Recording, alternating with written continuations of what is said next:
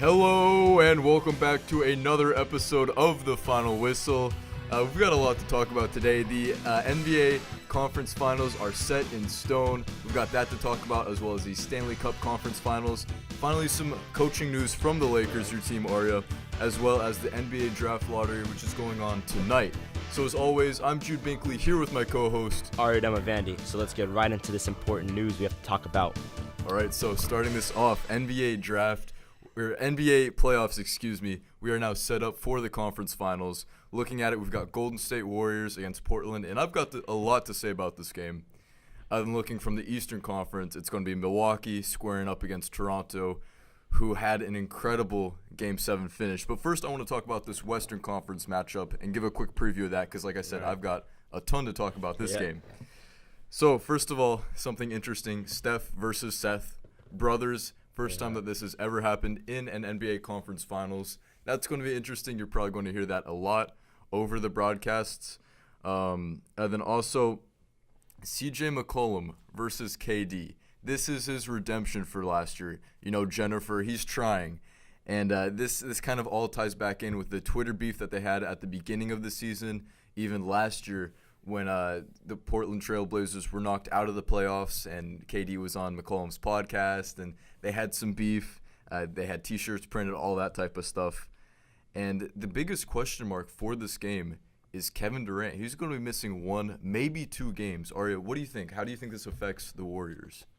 I think that this affects the Warriors in a huge way, considering that he's been the driving force behind this team. He's been pushing them, even though they played great without him in the Game 6 game at Houston. I think that they're going to need him because this is going to be a crucial player that they're going to need. And I'm expecting at least 2 games out. I hope not. I hope he's just out for 1 game, but it might be 2. I hope he's back quickly. They need him. Just adding even more drama to this series, which hasn't even started yet. It will be on tonight at what time? 6 o'clock Pacific. All right. But I think that gives the Portland an advantage in one of the categories that they're already strong in. Enes Kanter. The Warriors have struggled this season with rebounding, especially against the Rockets. Yeah. And I think that with Enes Kanter, they will dominate that aspect. But then where the Warriors have a for sure advantage is that backcourt.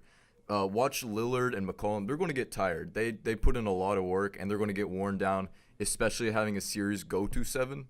But where I think that's going to see even more of an impact is this Milwaukee-Toronto series, as the Bucks haven't played for a week. Yeah, they're had a week fully rested. They've been fully rested. Toronto just got off the win with Kawhi's quadruple bounce off the rim, and it flew right on in. The crowd erupted when that happened. I flew out of my chair. It was insane to watch. But yeah, the Bucks are completely rested. Giannis is rested. They've all been just watching the playoffs, got to enjoy some time, and then they're gonna be right back to work in this Eastern Conference battle that could easily go to Game 7. They're both extremely talented. What do you think about this? Well, like what you said with Kawhi Leonard, those 4 bounces before the ball went in the basket, I think that's really changed the NBA. It's insane. And that's going to be looked at as one of the most iconic shots in the history of the sport, easily. Yeah, you can put that in the career books for him, for sure. Absolutely. And this goes back to, 18 years ago with Vince Carter and that 3-point he missed against Philadelphia in their conference second round or finals. I'm not sure. That kept them out of the playoff, or kept them out of advancing in that Game 7. So do a full loop there. And now Kawhi Leonard, King of the North.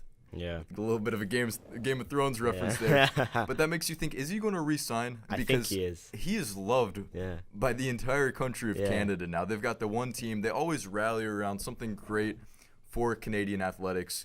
And Kawhi Leonard, originally not wanting to go there after he was traded, has really shown himself. He's the star. He's getting all of that attention, and I think more so than what you'd get maybe with the Clippers. Yeah, the whole city has really revolved around him right now. They're putting signs all over the stadium. It's like, he's staying, King of the North, all of that stuff. And I think that is true. I think he is looking to re-sign now after all of this success that he had with them. What I'm saying is, like, why wouldn't he stay? Mm-hmm. What's there to lose? He's the superstar there. Might as well just keep there and look for more success with the Raptors. But with that said, I don't think the Raptors can get past Milwaukee. I still think Milwaukee's the best team in the league. Yeah. I think this doesn't even go to 7 in Maybe my opinion. 6 or 7 for me. I think it'll go to 6 for me. Yeah. what I think will probably draw out more, especially because of that KD question mark, is Golden State Portland. I think this has more of a potential to go to 7. What do you think about that? I think if Steph Curry can lead the team for the first 2 or 1 game, as long as Kevin Durant's there, they could get out of this in 5 or 6. But if they struggle, this could easily go to 7 games because you have Damian Lillard who can be the most clutch player at times, but then choke some shots at times, and then you have McCollum, who's just an all-around solid jump shooter who plays some sound defense as well. No one really credits him for the defense that he can put on. And what do you think about that? All of that stuff going on. I agree. I think ultimately we're probably going to have the Warriors unless something huge happens that gives Portland a huge advantage, or KD's out for longer than expected. Yeah. But like we said, we don't think it's going to be more than 2 games. I think Golden State advances, and I think Milwaukee will have with that rest. It's such a huge factor. I don't think they're going to have a super tough time. I think Toronto's a lot better than Boston, obviously, especially with Kawhi Leonard and how he has been a superstar this offseason. But I think ultimately this is going to be Golden State against Milwaukee. I agree, yeah. Which is still, I think it's going to be a more exciting matchup than past years with all of these rematches. Golden State, evil team. They've been there for the past, 3 years, 4 years they've been in the playoffs? Longer than that, yeah. Longer than that, yeah.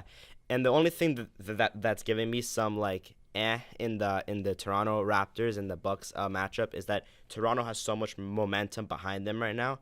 So if that carries in, they could give the Bucks a run for their money in that matchup. That could be a huge X factor coming off of that morality high of that. That's a great point. Let's move on. Yeah. Aria, this is your forte. Some Lakers news. Yeah. They finally got a coach after kind of muffing it with Ty Lue. Yeah. They signed Frank Vogel. What do you think about this? I think it was a interesting hire, but I like the hire because no one was really expecting Frank Vogel to come out of it. Everyone was expecting Ty Lue, and then Ty Lue turned down the offer or whatever happened there. So they moved on to the 3 candidates. It was Lionel Hollins, Frank Vogel, and Mike Woodson. They chose Frank Vogel along with assistant coach Jason Kidd, which can be really crucial in the young player developments. Like we have Lonzo Ball, a young point guard, could develop with Jason Kidd. That could be an important thing to go on there. So I'm pretty excited with this offer. I'm finally happy we have a coach. We can get into the facility, practice, and hopefully look for the best next season. Yeah, I think actually Jason Kidd is a very interesting hire, especially for such a young core, Lonzo Ball especially. Yeah. But you got to remember, Frank Vogel's got some history with LeBron when he was on the Heat, and when Frank Vogel coached for the Pacers, those 2 back-to-back Eastern Conference Finals, which were some of the most exciting basketball series we've had in the last decade. And, I think it is a good hire. As a Pacers fan, I think Frank Vogel did incredible for us. Pacers fans were happy with him. And with what was left, I still think Ty Lue was the best option, but the Lakers messed that up. I think it was very insulting. And with what was left, Frank Vogel, okay, good hire. Yeah. Let's hope for the best in that matchup. You want to take it away with some hockey news right now? Yeah, so we are now in the thick of the Stanley Cup Conference Finals for the NHL, and games have been lopsided. We haven't had anything super close, especially out of the East. We've got the Boston Bruins taking on the Carolina Hurricanes. Currently, Boston leads that series 2-0 after having 5-2 and 6-2 wins, which is crazy, especially with how dominant Carolina had been before. But Boston looks like they're on their way to cruise to the Stanley Cup. Other than looking at the Western Conference, we've got San Jose Sharks taking on the St. Louis Blues, which has been a little bit more interesting. It's a much more competitive matchup. In a way, in the series, because it is 1-1. Yeah. But the scores were 6-3 and 4-2. Yeah, they're pretty high-scoring games out there. It's been exciting hockey, but it's been the other rounds, especially when we're in so many Game 7s this year. Stanley Cup playoffs are always incredibly exciting. Yeah. But hopefully we get some more competitive games in the future. But something I want to move on to, moving on from that at least, is the NBA Draft Lottery, which we're having tonight. And we know who the top potential picks are going to be. It's either, the best odds. Zion is most likely going to be drafted in 1. And then there's John Morant. Is that how you pronounce his name? Yeah, John Morant. He's up there with R.J. Barrett. A bunch of them are all up in the top 10 prospect players.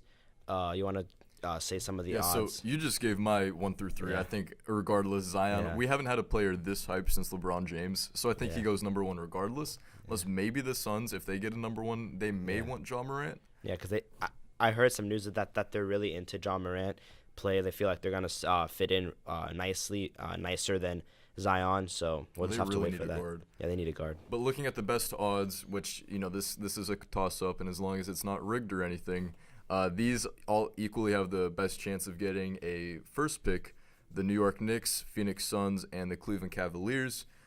I think out of all those teams, the Cavs and the Knicks, they could benefit from either of those top picks, because I think it will be Zion, Ja Morant, and R.J. Barrett. After those three, it gets maybe a little bit more convoluted. But that's always something interesting. There's always, some conspiracy or some drama surrounding it. Mm-hmm. But it's important for, rebuilding franchises such as these. Right. And I just want to say something really quick. There's been some rumors around going that Kyrie and KD might go to the Knicks. I don't know about all that stuff. What do you feel? No, I don't see it happening. I don't see I also don't see Kyrie going to the Lakers and rejoining LeBron. There's just been so much bad blood with that. Mm-hmm. I think, off-season free agency is going to be super interesting. It's going to be really interesting. We just have to wait to see what happens. I think we can just end off with that. All right, so that's Jude and me, Aria, with our roundup. We'll see you next time.